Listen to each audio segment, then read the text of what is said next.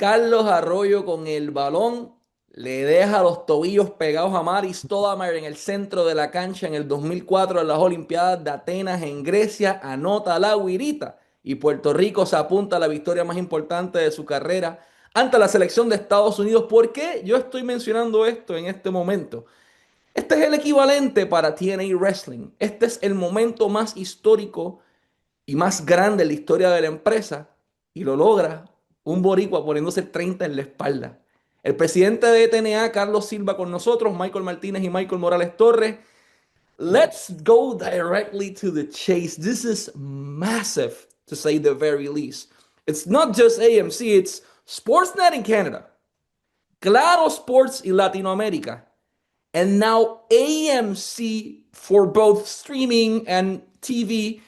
This is huge, and a Puerto Rican was the one that made this possible. ¿Cómo rayos, Carlos, llegamos aquí? How did we got here? Yeah, it's crazy. It's crazy. Yeah, my dad would be happy. Yeah, Carlos Senior would be happy that we got there. But yeah, look, it was a great year. Great team effort.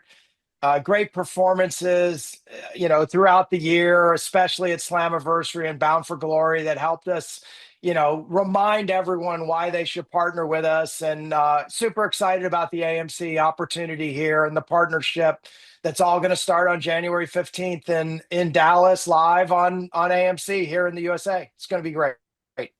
Can we officially say this is the best moment media-wise for TNA Wrestling?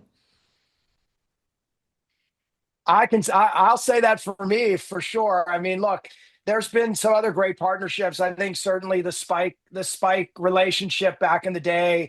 We all know Spike was a great network for a lot of properties. I mean, UFC included, and they did a great job of sort of changing the game in that sort of the middle of the cable history. And but I think now that we're in this media environment that we're in, I think this AMC deal with the growth that we had in 2025 is exactly the kind of partner that we need, a partner that wants to work with us, a partner that wants to be part of the team, a partner that wants to come up with new ideas and work on sponsorship together and things like that on Thursday night impacts on AMC is exactly what we needed. That's why we're excited about signing the deal. I think it's why they're excited that they signed the deal. It's always the best way is when both sides are happy. That's TNA, massive home run after massive home run, Michael. yeah, TNA is doing so well. In my opinion, one of the best years in the history of the company. Oof. And we saw Mike Santana to become the first Puerto Rican to win the TNA World Heavyweight Champion. As a fellow Puerto Rican, Carlos, what that moment mean to you?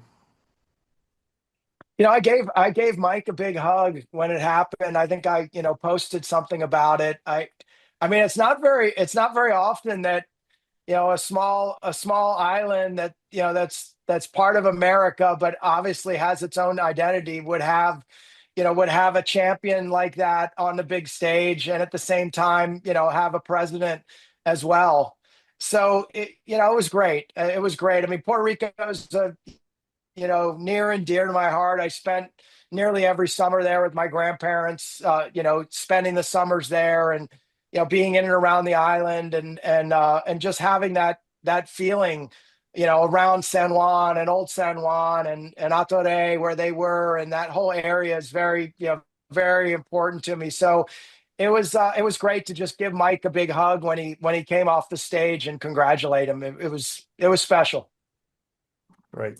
If you allow me, I'm gonna say something in Spanish, y eso es que este viernes ya comienza el rally. TNA sale de un éxito para meterse en otro. Vimos el sold out en Bound for Glory, vimos el sold out en NXT, en el área de Full Sail, en la casa de NXT, sold out ahí, sold out en Bound for Glory, sold out en Slammiversary. Ahora llegan El Paso, Texas, señoras y señores, en El Paso County Coliseum. Eso va a ser del 5 al 7 de diciembre, comenzando este viernes con Final Resolution. Los boletos están a la venta ahora mismo en tnawrestling.com y TNA Plus para poder ser parte de la historia. De igual manera tienen Thursday Night Impact, el primero de muchos en vivo. La nueva era de AMC comienza. Eso va a ser el 15 de enero del 2026, como bien Carlos mencionó. Y los boletos están a la venta en tnawrestling.com. Va a ser en el Curtis Caldwell Center en Dallas, Texas. Mucho latino en el área, mucho mexicano, mucho boricua. Tienen que darse cita. TNA está en su mejor momento y ustedes no pueden dejar de ser parte de la historia. Y por último, regresan a Nuevo México, mucho latino también en el área.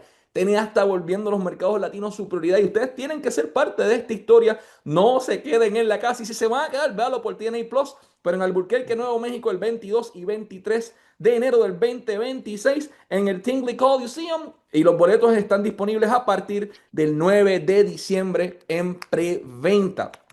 Carlos, three massive events coming.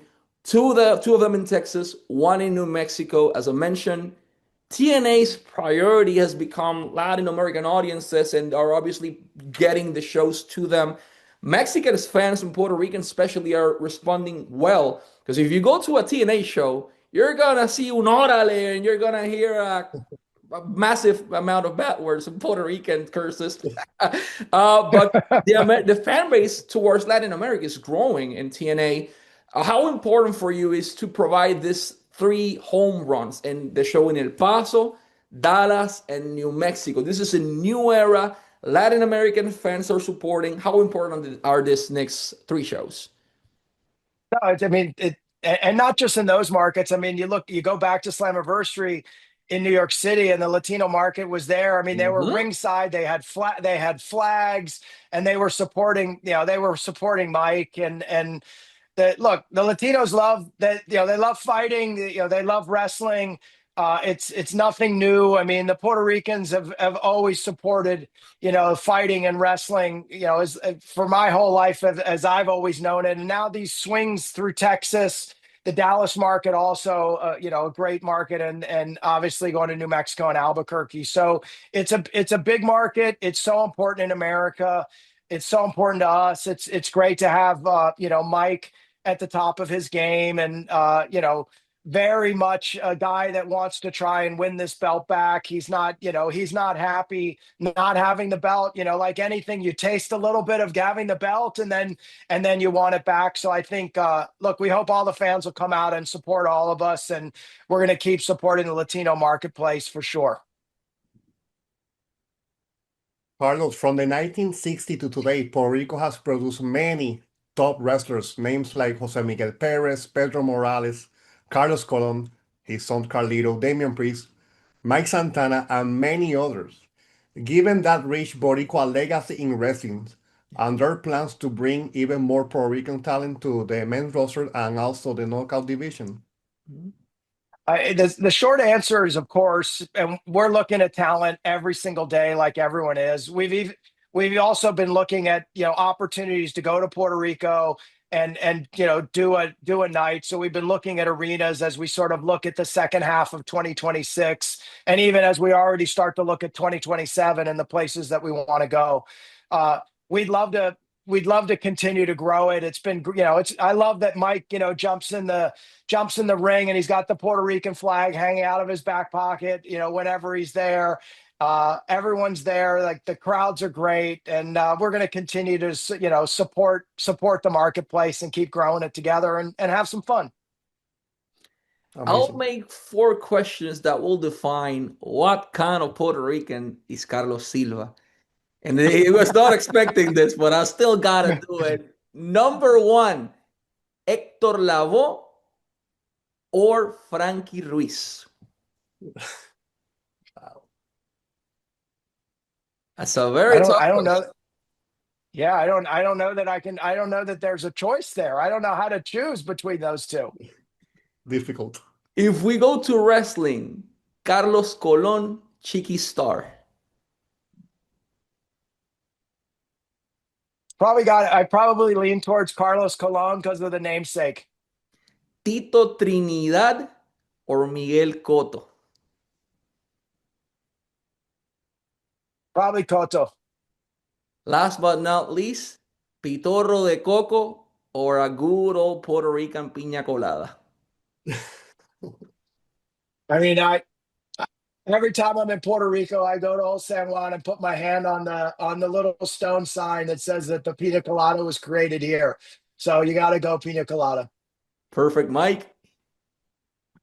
Yes, TNA last visit in Puerto Rico was over 15 years ago, drawing actually a big crowd in the Choliseo. There's any plans to return to Puerto Rico within the next years? Six. Like I said, I mean, we've been looking. I think we, like everything, it's amazing how many, when you start to lay out your calendar, how the dates fill up so quickly. Everyone thinks like you have the whole year, there's so many places to go, but it starts to fill up very quickly. But our marketing team has been working hard. We've already started to look at Puerto Rico as a place to go. And I'd love to. There's a couple of marketplaces that I'd love to go, and we're looking at them, and Puerto Rico's on that short list. Amazing. Thank you so much.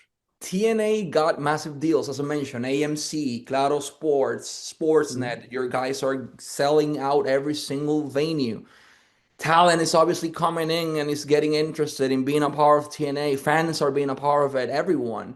This is a massive success. And when you're already in here, up top, sometimes it can be complicated to know what's next. And TNA's 2026 is going to be massive. I'm assuming selling out venues and selling tickets and merch will be a massive thing in 2026. But is there anything particular for 2026 and final resolutions? Because we still got an event left, we still got a taping left. Is there anything particular that Carlos Silva wants to achieve in name of TNA in this upcoming months and year? I mean, I think it really kind of came out of 2025, and if you talk to any of the talent from some of the meetings that we've had, I think what's happening in the ring is amazing. I think as athletes, what they do in the ring is amazing, and I want to make sure more people see what they do. And they saw that with a few of the big events that we had this year in New York and outside of Boston and Lowell, Massachusetts. But not every single event I felt like the fan base was big enough for what these athletes do in the ring. And that's really why I'm so excited about AMC, because it gives us a bigger platform. It gives us a foundational outlet in the media landscape in America. It's on the first page of everyone's program guide. It's easy to find. It's probably a network that you've been to in the last week because you've gone to watch a movie or watch one of your favorite shows. And now you'll be able to go every Thursday night. So I think for the athletes that work so hard in the ring, I'm just happy for them because the platform is going to match what they're doing and their effort. And that's really the most important first step. Look, there's going to be a lot of new things that we try out. There's going to be new sponsorship. There's going to be new ideas. We're going to bring back old great ideas and have them on a bigger platform. But at the beginning, it's about what we do on January 15th. We're at the starting line. We kick it off. We come out big. And then every single week we have to perform. Every week, 52 weeks a year. It's hard work, but we've got the best staff and an amazing locker room of if I showed you the text messages I've gotten from so many of the guys and gals on our team, it's really been nice, and I'm happy for them.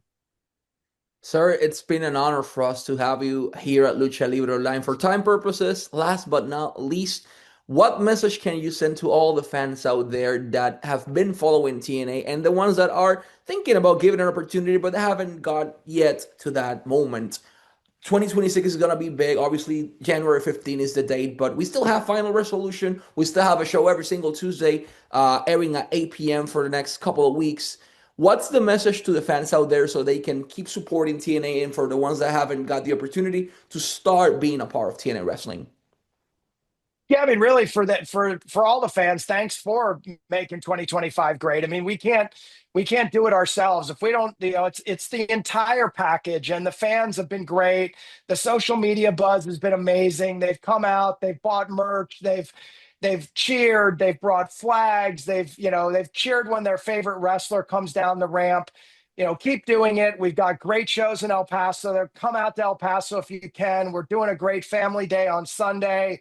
Bring out your family. Enjoy the end of the season with us before we get into the holidays.